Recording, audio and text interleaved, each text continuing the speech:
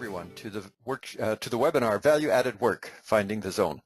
My name is Dwight Mahalitz. I'm the president of Effective Managers. I'm just delighted that you can be here with me today to talk about this extremely important subject in manager effectiveness. The starting question for this one is really, what is value-added work? So I'm going to talk a bit about value-added work, then I'll talk about some of the aspects that are important to that, and then close off the half-hour session by talking a bit about what it means to us as individuals in terms of thinking about value-added work and how we might apply that in our situations. I published this blog a couple of months ago, and it ended up being one of the most popular blogs online. And it came to my mind as I was actually working on this table that you see here. And I was in a situation where I was able to really focus in on the work, and it's sort of one of those rare occasions in life when everything else was aside. I wanted to get that table done. I was completely focused on working on that table. And as I ran into issues, I didn't treat them as obstacles or get frustrated. I thought, well, gosh, this is part of the challenge of creating a table and moving forward and overcoming those objectives. And the issue is that in most of our work lives, we very seldom have that opportunity. The pressures of the day, the call of colleagues, the sense of unfinished tasks, the projects that are due tend to close in around us and cause us not to be able to focus on that work that's in front of us, and rather hurry through it, spend an inappropriate amount of time or attention on it, and as a result, by the end of the day, we're not really adding value. We're just kind of pushing our way through the day. So what is that about managers got me to the next point, because in my experience, and in fact the research that we've done shows that people generally want to do a good job in their work. So the question becomes, why do managers have such a hard time focusing in on that work that's important to them? Managers are busy attending meetings that they shouldn't have to attend. They're reading emails that they shouldn't have to read. They're fighting battles with somebody in another part of an organization that they shouldn't have to be fighting. They may even be doing work that's being done in another part of the organization, so they're wasting their time and effort. So this puts managers in an untenable situation, and getting it right really matters. Those of you that have participated in some of my previous workshops will have seen this in the next slide before, but it's so critically important. I wanted to come back to these points. This first one is research by Lee Branham, the 7 hidden reasons employees leave. And they found in the research that they did that 70% of employees leave a job for reasons related to factors that are directly controllable by their managers.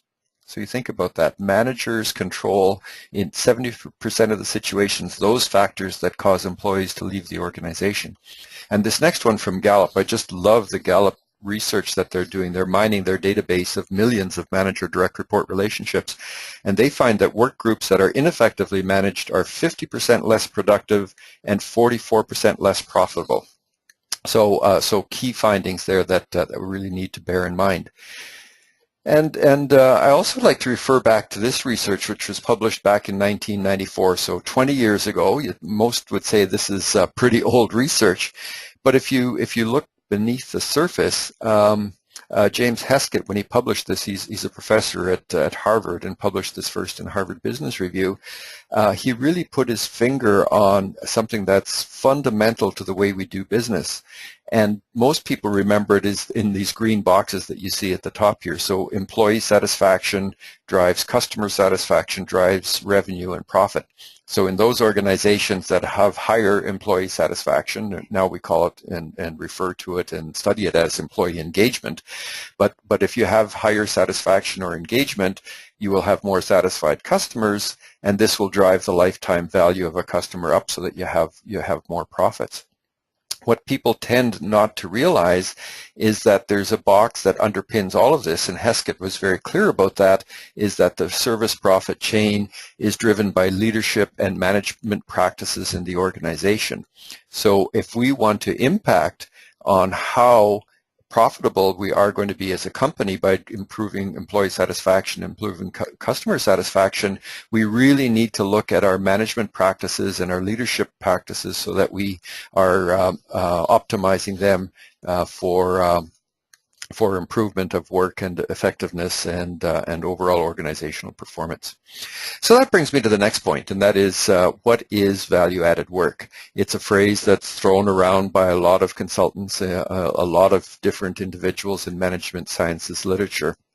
So I wanted to start at that point with a bit of the definition. And the definition that we use at Effective Managers is this one. Value-added work is work that only I, in my position, with my capability, can do. So it's work that only I, in my position, with my capability, can do. So there are three elements there. What I'd like to do is look at each of those three elements, and then we'll come back to the overall definition. So the first one is work that only I can do. And in thinking about this work, I like to think about the skills and knowledge that I, as an individual, am bringing to a particular role. And if I'm thinking about the skills and knowledge that I'm bringing to the role, I also need to think about, well, what are the requirements of that role? And therefore, what are the skills and knowledge that are required by an incumbent in the role for success? So if you merge those two circles, the skills and knowledge on the left and the role requirements on the right, the overlap is the fit to role. So the better the fit to role, the greater the likelihood that an individual can be successful in the role. So this comes back down to the skills and knowledge. Seldom will you get a perfect fit. So seldom does the individual have every skill and every aspect of knowledge that's going to be required for success in the role. But luckily, skills and knowledge can be trained. The trick is not to forget about the role requirement side of the equation. So what are the skills and knowledge that are required by the role for success in the position? And the framework that we use at Effective Managers was developed by McDonald, Burke, and Stewart. They've got just an excellent book out talking about this.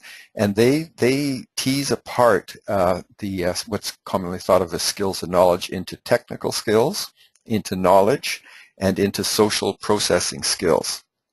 So if we think about it in that way, it gives us a lot more clarity of definition than the traditional way, which is looking at education and experience.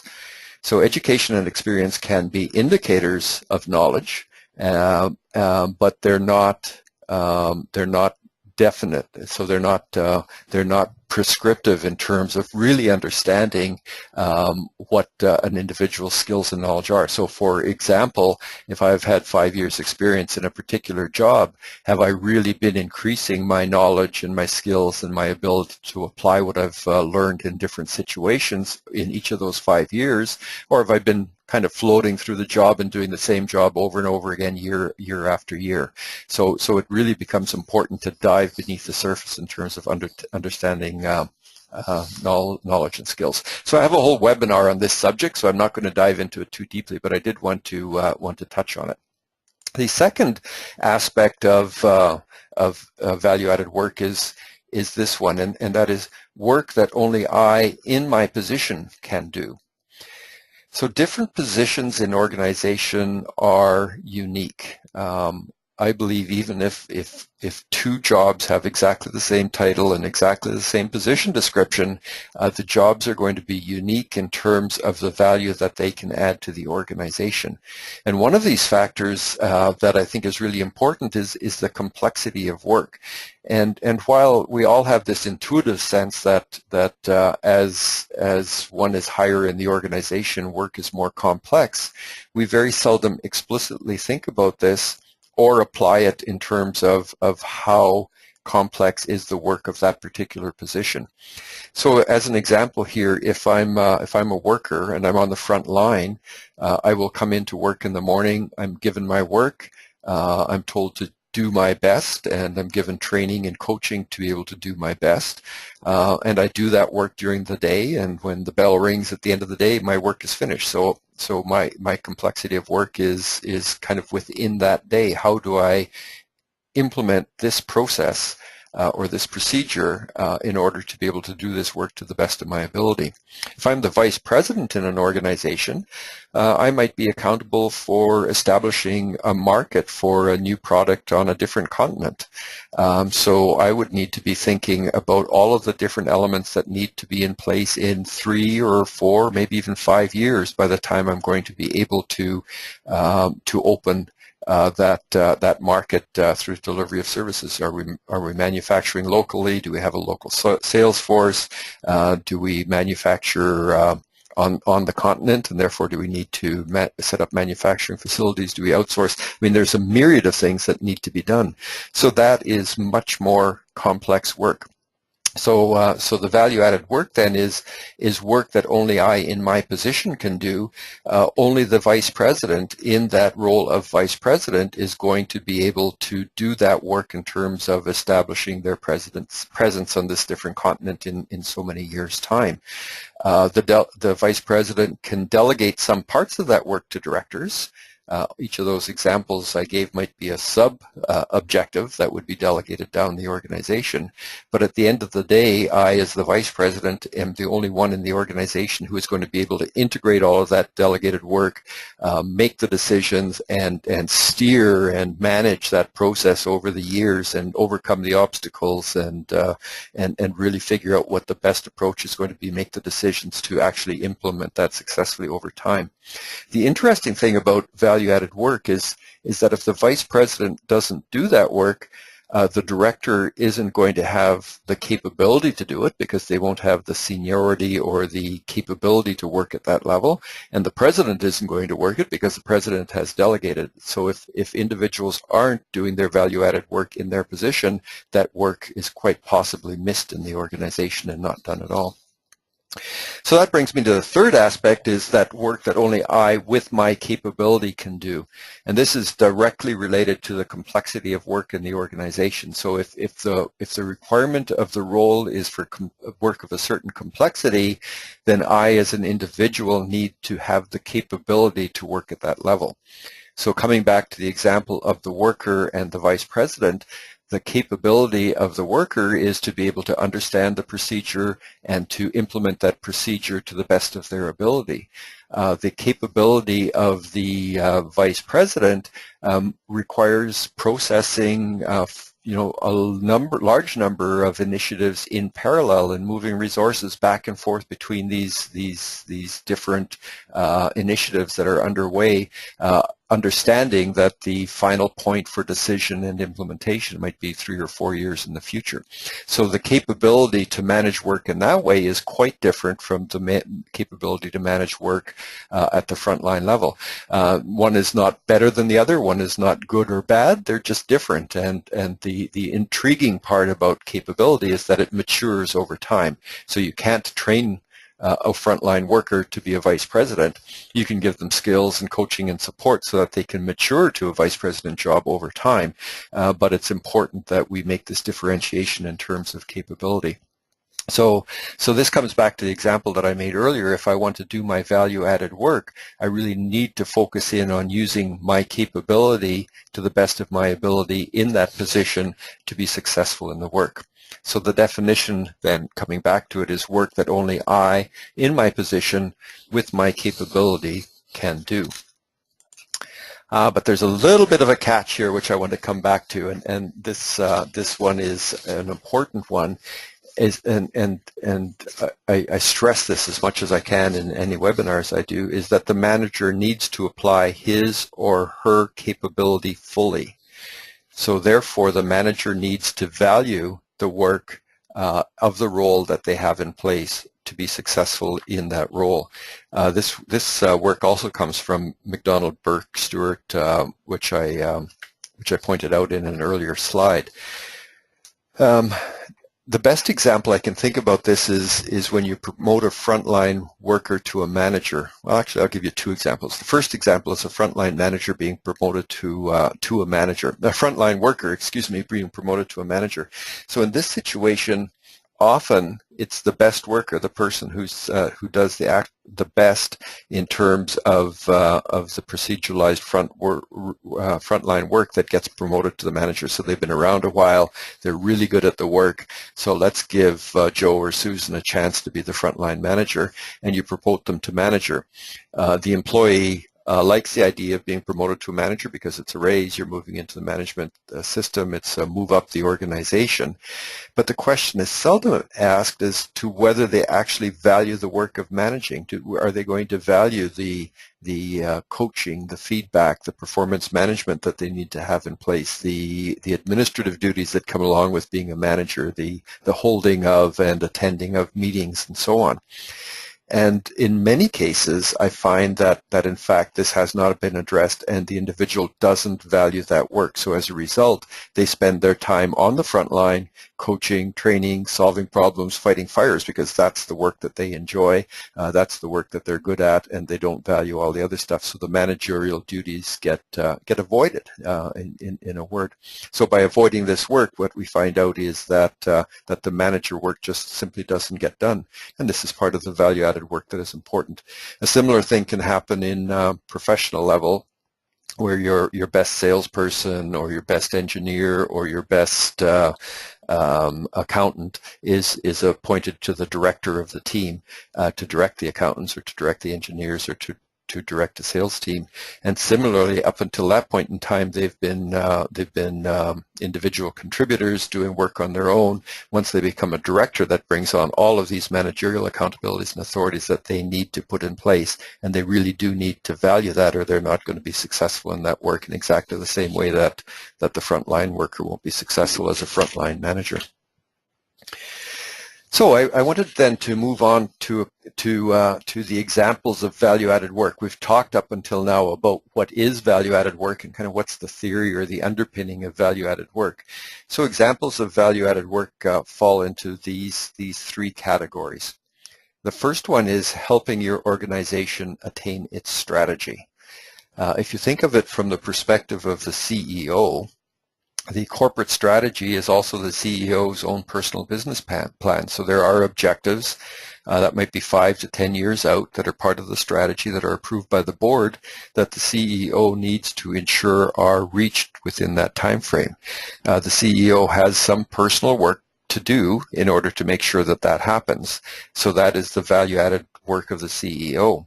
The CEO will also kind of chunk up and delegate portions of that work to their vice presidents for the vice presidents to do over a period of time. So the managing and oversight of that work is part of the work of the CEO, but then the value-added work of each of the VPs is that work that they each individually need to do at their level to contribute to the overall success of the plan, and that cascades all the way down the organization. So this impact on the strategy becomes a very important part of value-added work. Now, by the time you get down to be a frontline manager or an employee, the contribution that you have to strategy is not going to be as great directly as the contribution, say, from a vice president or from the CEO. But it should be possible to trace a line back from your accountability to understand how that impacts on the overall strategy of the organization. The second one is around process improvement. So how do I improve the work and the people in my organizational unit? So part of that is quality improvement, understanding what our work is, how we can do it better, how we can do it faster, how we can do it to a higher level of quality. And similarly, within the organizational unit, what are those processes that I have that are within my organization that I can improve? How can I make it better, the handoffs better, shorten the number of steps, outsource bits of it, whatever those questions might be. And in terms of processes that my unit is a part of that are a larger process in the organization, how can I improve those handoff points so that as the process moves from a worker in my unit to a worker in the next unit, how do I ensure that those handover points are being managed as well as possible?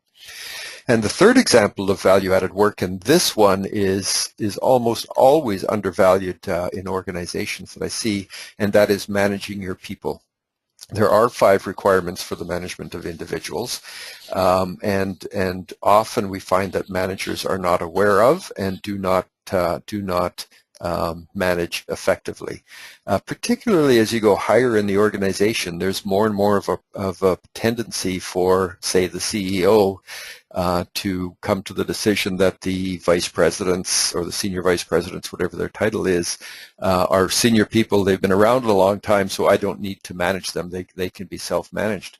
But in fact, if you don't follow the management practices that are necessary for successful delegation, successful work, then there will be drift in the organization. So people do need to manage in terms of planning the work they do, in terms of doing the value-added work in their position, in terms of setting context and boundaries for the direct reports, in terms of delegating, and then in terms of creating the feedback loops, coaching, and so on.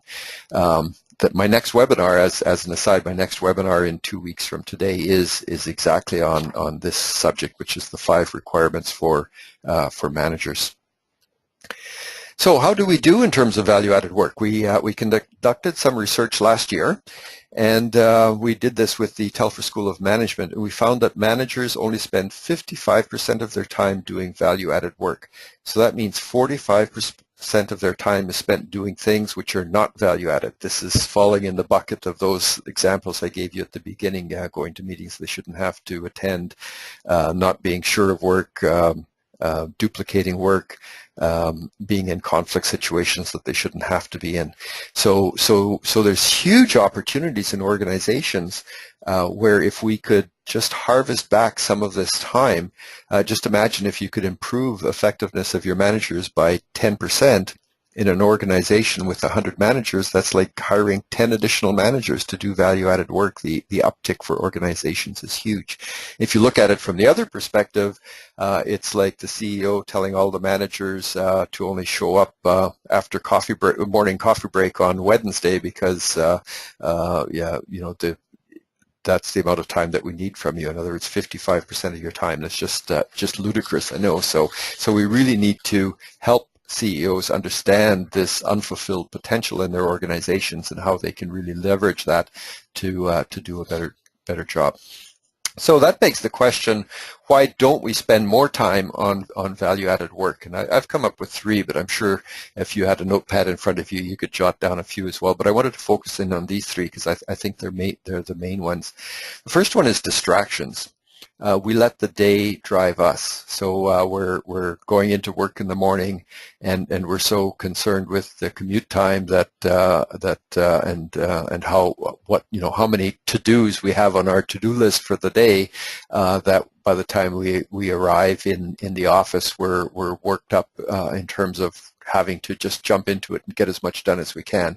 So we kind of tackle the to-do list, but the phones start ringing, the email is there, people are asking questions, you might have some direct reports lined up outside the door. So all of these distractions can pull us away from our value-added work, so that by the end of the day, the to-do list that we had in the morning ends up being a didn't get done list.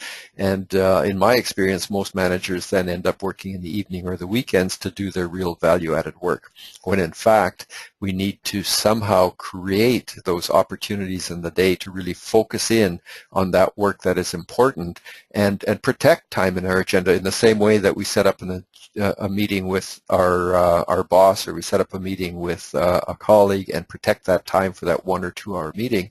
We need to set up and create time on our calendar and protect it for that 1 or 2 hours that we're going to focus in on value-added work. Now, I'm not saying that we can spend 100% of every day working on strategic objectives. It would be lovely if we could, but we can't, because we do have to manage. There's all kinds of other things we need to do.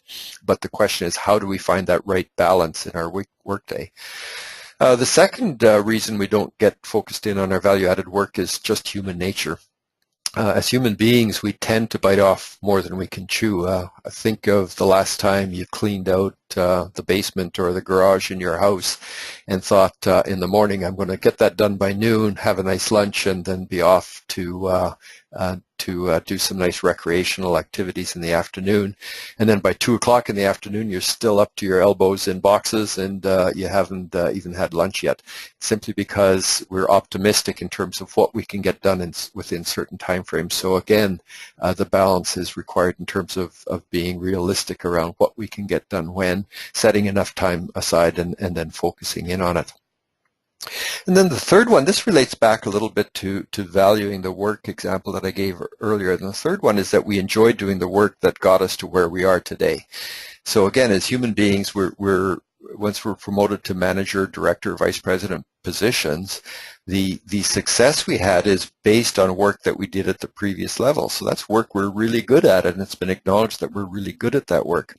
The value-added work in the position we're in now, though, is quite different from that work that got us to where we are today. So if I'm a director of information technology and I've come up from the programming arm, the fact that I was an excellent programmer and worked well with my colleagues is good, and it's good experience, but doing programming work and relating well to who are now your direct reports is not the value-added work in your for your director position. So understanding that director work, focusing in on it, and doing it requires more energy and more focus than doing the work that you've practiced for many years and that you're very good at it. So we almost have to be disciplined enough to really understand that the job we're in now is different, and we need to focus in on it.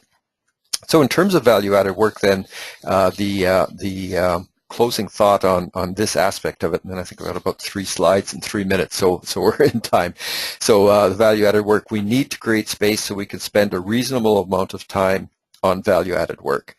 And similarly, as managers, we need to support our subordinates so that they can focus on their value-added work. One of the key issues that I hear from managers in organizations is that their bosses just keep piling on the priorities, and they add the extra priorities, but they never take anything off the list. So it's always adding and never subtracting.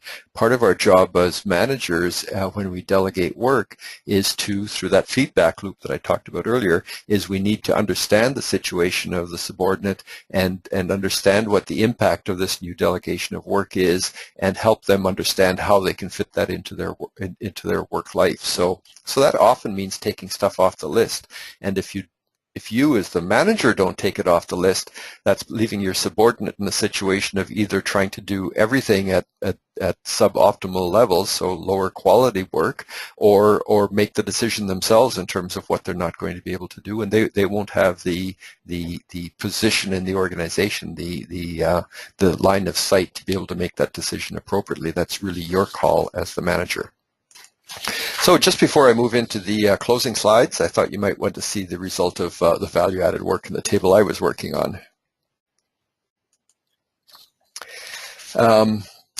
A quick message from our sponsor in terms of value-added work. Effective Managers does have an organization design survey that measures manager effectiveness.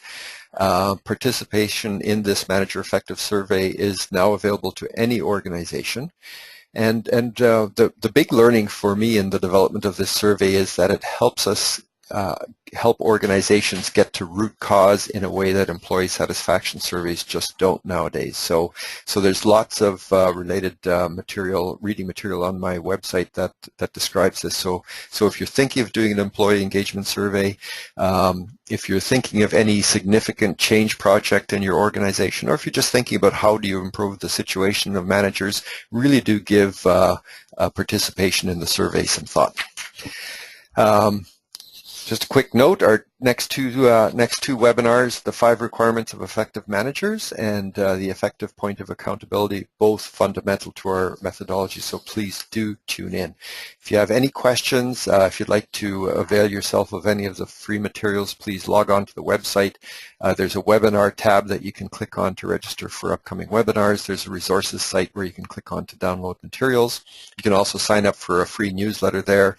And if you would like to receive daily management management tips, please do follow me on Twitter. I'd be happy to see you following and to share that information with you. So that brings us right to the end of the half hour. I thank you very much for your participation. I see no questions came up during the time, but there is a short survey going to pop up at the end. Please, if you do have any questions, just drop them in there. And please do take 1 or 2 minutes to fill in the survey and to give me your feedback on today's session. Thank you very much and have a wonderful day. Bye. Hi, I'm Dwight Mahalitz, President of Effective Managers. Thank you so much for downloading the webinar. I hope that you enjoyed it and will find it useful. Feel free to check out other parts of the website for interesting downloads. Most are free, some are at a nominal charge, but I'm sure you'll find lots of interesting tools there and things that can help you be more effective. And in fact, that's what my job is. My job is to help you, help your organization be higher performing. The bottom line is that I want to start where you are, understand your problem, and provide services that can help you solve that problem and implement a solution as quickly and as effectively and as efficiently as possible.